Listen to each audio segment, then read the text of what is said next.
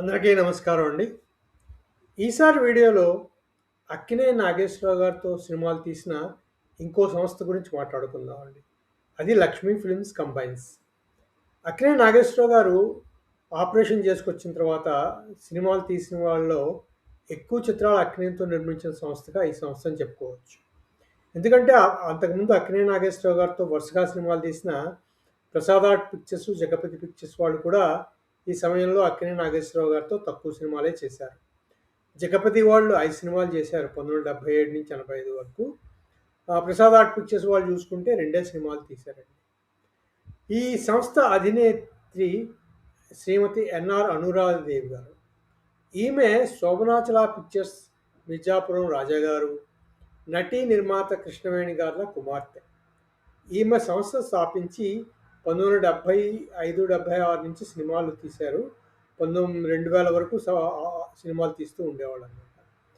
వీరు మొత్తం 15, 16 సినిమాలు తీసినట్టున్నారండి. వాటిలో 6 సినిమాలు అక్కినేని నాగేశ్వరరావు గారితో తీశారు. ఆ సినిమాల గురించి ఈరోజు మాట్లాడుకుందాం. మొట్టమొదటిగా వీరు సంస్థ ప్రారంభించింది కన్నడ చిత్రంతో. భక్త కుంభార అనే చిత్రం డాక్టర్ రాజ్ కుమార్ గారితో తీశారు కన్నడలో. ఆ తర్వాత అదే చిత్రాన్ని అక్కినేని నాగేశ్వరరావు గారితో 1977లో చక్రధారి పేరుతో తీశారు. వాణిశ్రీ గారు కథానాయిక, దర్శకుడు వి మధుసూదన్ రావు గారు, సంగీత దర్శకుడు జీకే వెంకటేష్. ఈ చిత్రంలో మరో పాత్ర కూడా జయప్రద గారు పోషించారు. చక్రధారి సినిమా తర్వాత 1978లో రావణుడే రాముడైతే అనే సినిమా నిర్మించారు దాసరి నారాయణరావు గారి దర్శకత్వంలో. లతా జయచిత్ర కథానాయకులు, జీకే వెంకటేష్ గారు సంగీత దర్శకుడు. ఈ చిత్రం పెద్దగా ఆడలేదు. ఆ తర్వాత మళ్ళీ 1981లో అక్కినేని నాగేశ్వరరావు గారితో దాసరి నారాయణరావు గారి దర్శకత్వంలో తీసిన సినిమా శ్రీవారి ముచ్చట్లు. జయసుధ, జయప్రద కథానాయకులు, చక్రవర్తి సంగీత దర్శకుడు. ఈ సినిమా సూపర్ డూపర్ హిట్ సినిమాగా నిలిచి రజతోత్సవం కూడా జరుపుకుంది.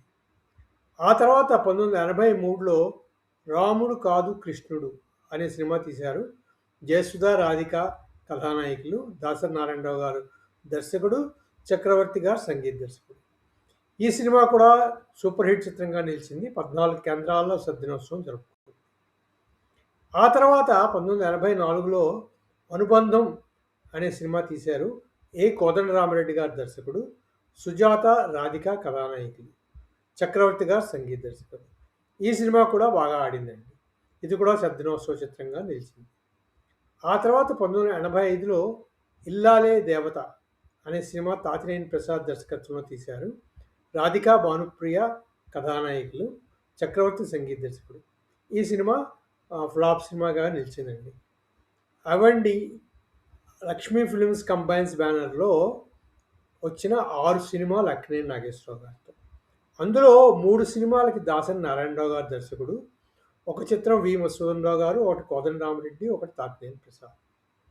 కథానాయకులు చూసుకుంటే వాణిశ్రీతో ఒక చిత్రం, తర్వాత జయసుధ గారితో 2 చిత్రాలు వచ్చాయి. అలాగే జయప్రద గారితో కూడా 2 చిత్రాలు వేసుకోవచ్చు. ఆ తర్వాత రాధిక గారితో 3 చిత్రాలు వచ్చాయి. రాముడు కాదు కృష్ణుడు, అనుబంధం, ఇల్లాల దేవత. అవండి విశేషాలు. అలాగే సంగీత దర్శకులు చూసుకుంటే 4 చిత్రాలకి సంగీత దర్శకత్వం చక్రవర్తి, 2 చిత్రాలకి జీకే వెంకటేష్ గారు సంగీత దర్శకత్వం వహించారు.